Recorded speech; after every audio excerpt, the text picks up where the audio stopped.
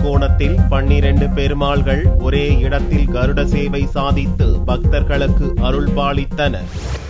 சித்திரை மாத வளர்பிறையில் அமாவாசைக்கு பிறகு வரும் 3வது நாளான அக்ஷய திருதியை அன்று கும்பகோணம் மற்றும் அதை சுற்றி உள்ள 12 வைணவ ஸ்தலங்களில் இருந்து 12 கருட வாகனங்களில் பெருமாள் ஒரே இடத்தில் எழுந்தருளி பக்தர்களுக்கு அருள் பாலித்தார். கும்பகோணம் பெரிய தெருவில் இதற்காக அமைக்கப்பட்டிருந்த பிரம்மாண்ட பந்தலில் 12 பெருமாள்கள் எழுந்தருளினர்.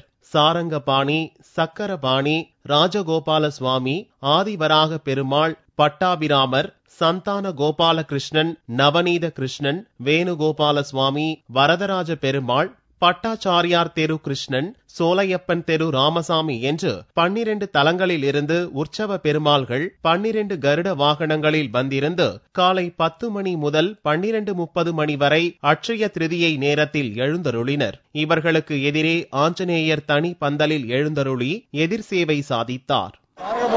திருக்கோவில் இன்றைய தினம் அட்சய திருதியை என்ற பெரிய மகோத்சவம் நடைபெற்றுக் கொண்டிருக்கிறது.